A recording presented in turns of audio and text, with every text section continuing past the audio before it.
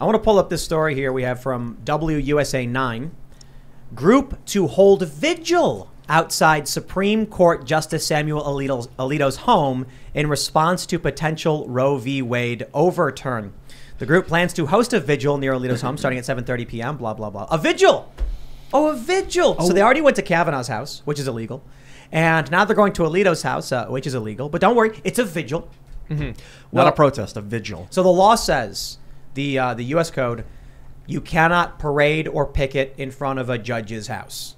I'm simplifying it, but I think it makes sense.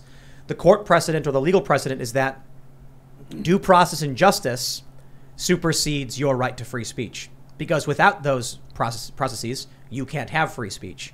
So in this instance, people should not be going to the homes of these justices. But anyone want to take a bet as to when or if any of these people will get charged with any kind of crime? Shaking your head already, everybody. Well, let me tell you, if any of them do get charged, we're going to see politicians tweeting out the link to the GoFundMe to get them bailed out. Yeah. So this is a vigil. The definition is the act of keeping awake at times when sleep is customary. So they're just going to go sit and stay awake all night outside his house? No, they're screaming. If they're screaming, then it's a protest. Right. It's semantic games, manipulation. Yeah, exactly. Well, we already know that Jen Psaki has no negative words to say about these protesters. She's like, well, people sometimes feel very passionate. Like, oh, yeah, they felt passionate on January 6th, and you have a very different view of that. Well, I mean, there's January 6th is different from showing up at someone's house, but showing up at someone's house is overt terror. Worse in some ways. Worse in some ways. In many ways, actually. But Jen Psaki did walk this back. She came out and she was like, she tweeted, it's probably not even her, it's like some intern tweeting, like sent out a message, and she was just like, violence can never be tolerated and people should feel safe. It's like, I missed the part, Jen, where you included don't go to the homes of these justices, which they're doing. So I think I was talking about this earlier. A lot of people say it's worse now than it's ever been, but then people like to point out the assassination attempts of the past and the weather underground, you know, the weathermen and the bombings and stuff and the death. I think back then we had acute spikes of political extremism, and today we have a low, consistent rumbling of extremism, which is worse. It's death by 1,000 cuts. The way I explain it is, if we in the past had an assassination attempt, that would be like someone taking a pickaxe to the hull of your ship. Boom! They punch a hole in it, the water's spraying through, and you're like, quick, we better patch this hole up. And everyone panics and you rush and you patch the hole up. Today, it's 1,000 small holes, and you can't patch them up fast enough. It is death by 1,000 cuts. So this low-level rumbling that is affecting every level of government, that's consistent. I mean, I'll put it this way. I've been saying for how long? Tensions are escalating, potential civil war or strife or whatever, some kind of hyperpolarization, then geographic polarization. And then we get a story about the overturning of Roe v. Wade. When I even said before the story came out that I think abortion could be a catalyst for another civil war. And not just me, Stephen Marsh said it. He's the guy who wrote the book, The Next Civil War. And now, sure enough, it drops. They're going to overturn it. They're holding firm with the latest leaks. People are already starting to protest in front of justices' homes. Law students are defying the idea of the sanctity of the court. How are we going to pull this together and get past this in any meaningful way? It's really hard to reestablish deterrence once it's been lost, right? And that deals like in the international arena with military strategy, whether it's law enforcement or just basic norms and ethics. Once one side, you know, it's like that driver that everybody hates who just kind of realizes that I can actually just cut everybody off and I can just cut across traffic and make turns as long as I don't get caught by a car. It might be inconveniencing everybody else, but I'm going to get to where I want to go quicker than anybody else. And he realizes maybe on some level that if everybody started doing that, then nobody's getting anywhere that they're trying to go. But he knows that the good faith of those other people means that they're not going to do it. So he can get away with it and he gets there. And once you have kind of allowed that to metastasize and become normal for certain people, or even, you know, it can spread. I mean, the real frightening thing that people have been talking about for a long time is that what happens when the right starts acting this way. Now, they have there are reasons that they wouldn't, ideologically maybe. There are also, obviously, you see January 6th, there are law enforcement reasons why they wouldn't do it. They get treated very differently. But if they just decided to ignore that stuff and they started responding to things violently and they started showing up to judges' homes they didn't like, at that point, you've lost control of, and the only way to regain control is to probably use a pretty extraordinary amount of force, because you have a bunch of people who don't think that you're going to do it. It would. I don't think that could solve it. If the federal government or law enforcement cracks down on the left and the right, it would just exacerbate the hyperpolarization. So you have January 6th. It's bad. I mean, people should not have rioted. The people who mindlessly trespassed when the cops opened the door for them shouldn't have, in my opinion, been charged, because these are the MAGA Mimas. Already, one guy got his charges dropped because the judge was like, the cops let you in. What am I supposed to do about that? There's going to be a lot more like that, but there are a lot of violent people who should be charged. So that's bad. You see people who are facing solitary confinement, people who have been locked up for over a year for this. Then you look at the left. You had the insurrection on January 20th, 2017, where hundreds of people were running through the streets, smashing things, starting fires, torched a limousine. These people not only had their charges dropped, the city was forced to pay out to them in a lawsuit. Now, you can chalk up a lot of this to the fact that they've been organized. The left has organizational power and collectivist power they've been dealing with for a long time. But when you see the FBI agents going to Bubba Wallace's, I think that's his name, right? The NASCAR guy over a garage pole rope. Yeah. But then you see these people showing up to judges' homes, and there's no law enforcement action. Or the people who were throwing firebombs at federal buildings, some of which have been charged, mind you, but many who haven't. It is lopsided. The right gets angry and says, we have no justice. If the right starts acting out, which they did on January 6th, and then the boot comes down on them, which it did, what you have done is you have struck through the heart confidence in the American system. If there is no justice for me, then what's the point of participation? Yeah, well, and so you mentioned that there were certain individuals there who basically had the doors opened for them by the police. They walked through. I think a large section of the country knows that at this point. They also know that there were people who didn't engage in any kind of misconduct of any sort who were put on trial. So, for example, we have Marjorie Taylor Greene is a fantastic example, who was, I believe they were trying to smear her as an insurrectionist and actually get her charged so that she could not run in her state. So the idea is to get people who would otherwise protest peacefully or be involved in, trying to bring about civic change to just stay home so long as they have a certain perspective. And of course, that perspective is a conservative one. I want to bring up this op-ed from over at Timcast.com from Josie, the redhead libertarian. She writes, if you're pro-abortion after viability and ever wondered if you would have been an abolitionist, I have some bad news for you. She makes an interesting point about Roe v. Wade and Casey, and that basically Roe actually did entertain the conversation around viability. Quote, this is from Roe v. Wade. As we have intimated above, it is reasonable and appropriate for a state to decide that at some point in time, potential human life becomes significantly involved. The woman's privacy is no longer sole, and any right of privacy she possesses must be measured accordingly. And according to Roe, the 14th right to privacy clause is not absolute regarding pregnancy. Although the results are divided, most of these courts have agreed that the right of privacy, however based, is broad enough to cover the abortion decision, that the right, nonetheless, is not absolute and is subject to some limitations, and that at some point the state's interests as to protection of health, medical standards, and prenatal life become dominant. We agree with this approach. Josie writes, so once again, according to Roe, we have a clear understanding that a baby is a baby at viability, and it's fair for states to regulate proposed termination if they so choose. We also have a clear understanding, thanks to Roe, that a mother's personhood may not be absolute at that point in some states, and it's fair for states to regulate proposed termination of a baby if they so choose. Roe had limited abortion in the first trimester, but thanks to Planned Parenthood v. Casey, that part of Roe was overturned. So states can already do what they want, barring absolute bans of the practice. Emotional arguments aside, this is an extreme, unpopular, and highly unlikely outcome, no matter how many legislators co-sponsor the bill. In terms of property rights, historically, people in some states rejected the idea that they did not have ownership over another human, even when the laws in other states said, yes, this person is a human here. When they believed a separate human belonged to them, that this separate human was less than human, and that they could do with that human as they pleased, but by no hyperbole, that was slavery. Here's my thoughts on this. We mentioned last week. Almost every instance I can think of, when there's been an attempt to expand personhood, constitutional rights to a group of people, that is ultimately played out. And we've seen that actually with the trans argument. States across the country are now entertaining gender identity as a protected class. Even at the federal level, in many ways, they're doing it. So this happens. Why would babies be the one exception to this tendency throughout history? In which case, it seems that the only likely outcome is going to be abortion becoming banned based on the historical trends.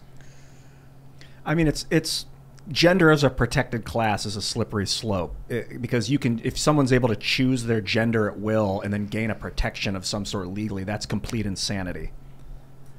So I don't know. That's what's happening. I think we're talking about viability, baby viability, and as viability is getting less and less, it's getting shorter and shorter. Like now, a 5-month-old baby can be born into an incubator and live there for 3 months, and then as it matures. But I don't know if that's really considered viability, because if the plug comes out, then the baby dies, and like. So, well, it's an interesting question. It's if the baby can survive independent of a mother. I mean, there are people who their kidneys fail and they need dialysis, but they're still considered viable human beings. So the issue is, as technology progresses, viability will extend all the way to day 1, I'd imagine, eventually. In fact, day 0, we'll probably be able to. We've already grown, I think, sheep in bags. So certainly the same could be done for humans. It's just an ethical question of, we should not do that. So I think that's like a step of like they might start harvesting women's eggs in ovulation because they are viable. That's crazy, psycho. You can't do that. There's a difference between an egg and a zygote. They're like, they cannot allow it to. Well, the difference is it's unfertilized, but doesn't mean but once the sperm enters and you have like a completely unique set of human DNA, I don't think that there's anyone who argues. The only people who argue that an egg cell is equivalent to a zygote are pro-choicers who are trying to straw man pro-lifers. What about like birth control? Why is the church so against birth control? Because the purpose of human sexuality is unity and procreation, and birth control perverts one of those purposes. It's not because there is an act of murder which occurs, which is what we see with abortion. It's for very different reasons. So when we talk about viability, I'm just concerned about the technological aspect of the viability. I get it, like if the mom's not around, the baby's going to die until it's like 11. A child can't take care of itself. But if you're talking about a breathing machine, that's a different story. But I think this question of viability plays exactly into what I was thinking last week with the inevitability of abortion being banned.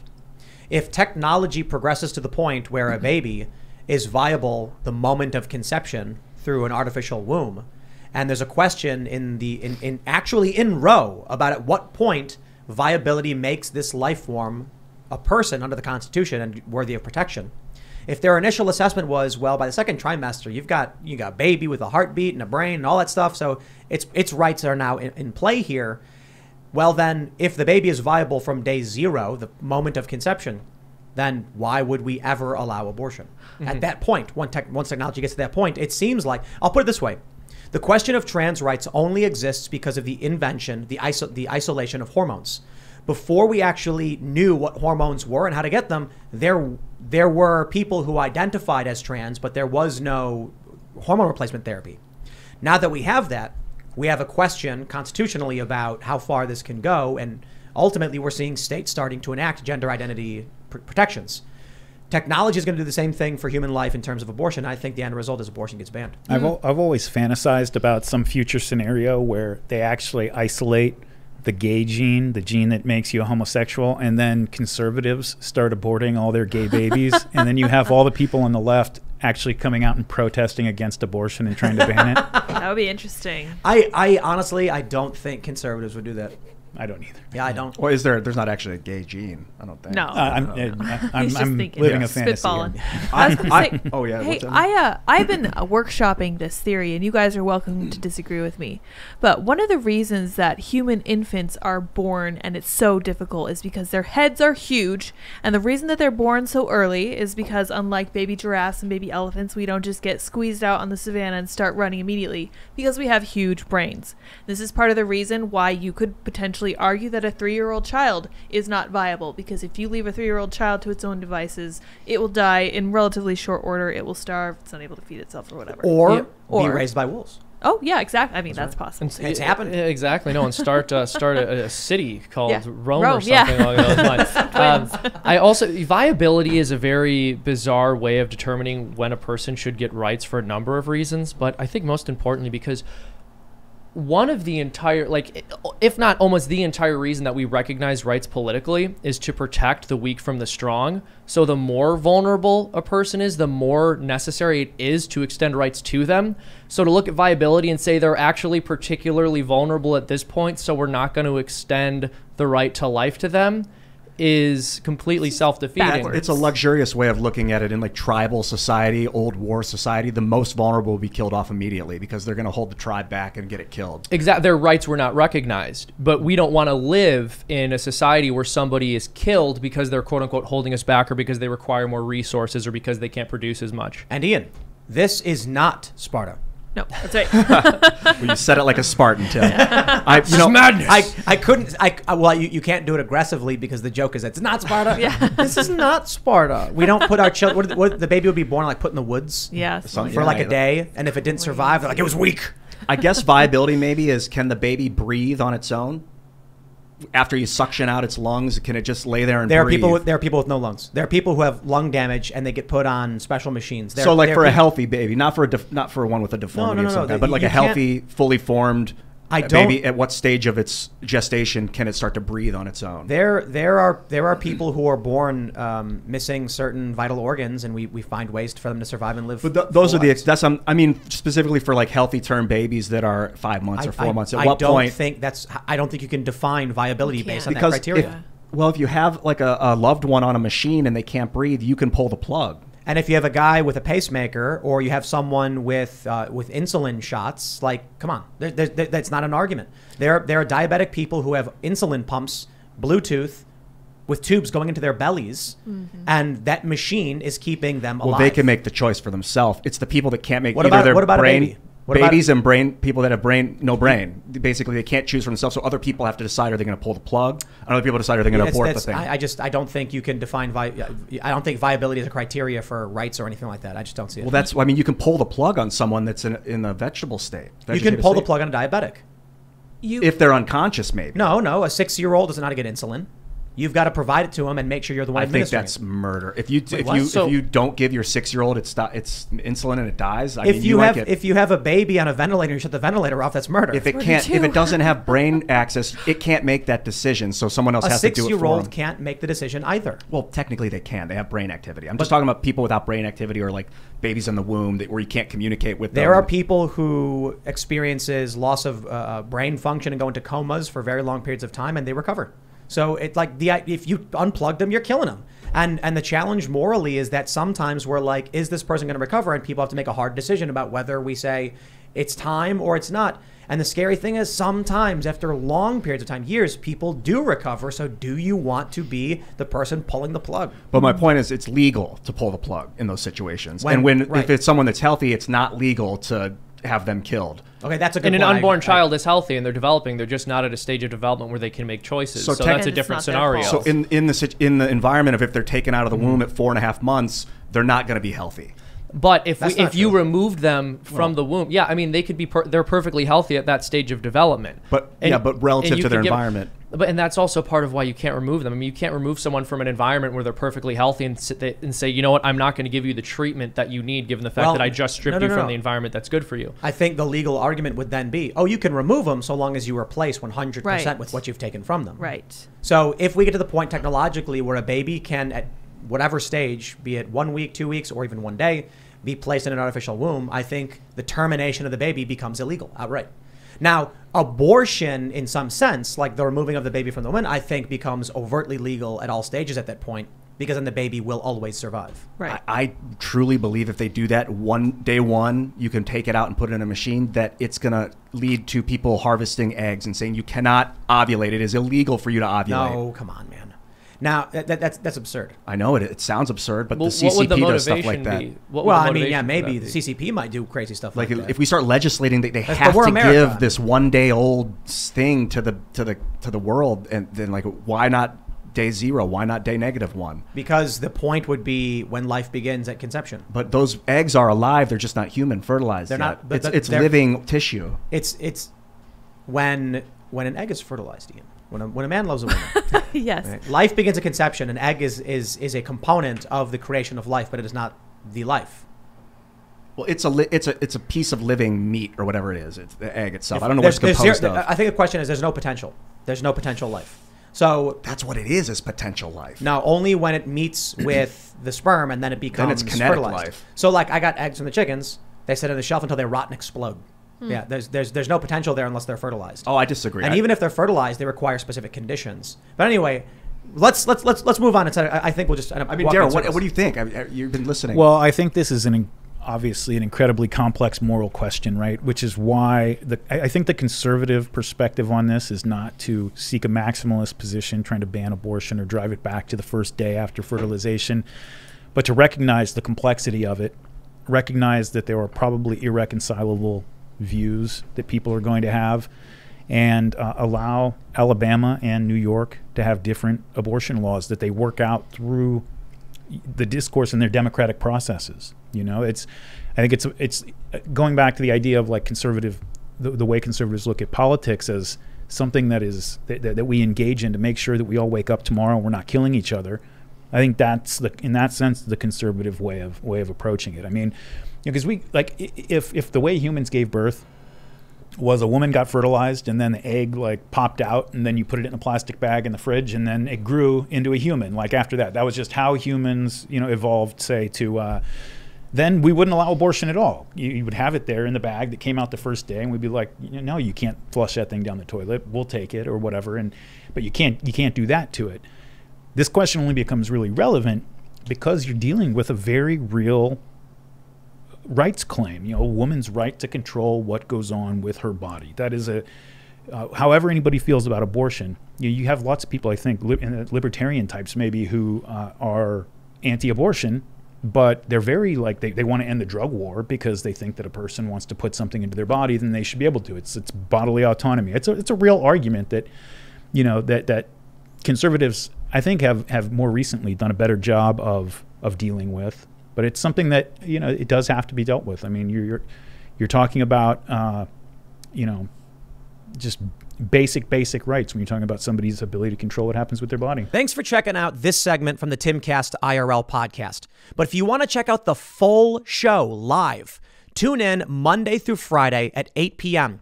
And if you want more special access content, head over to timcast.com and become a member. Your membership helps sustain this company, keep our journalists employed, makes this show happen, and you will get access to exclusive members-only segments of the Timcast IRL podcast, and there's a massive library to check out. So again, go to timcast.com or tune in Monday through Friday at 8 p.m., and we'll see you all there.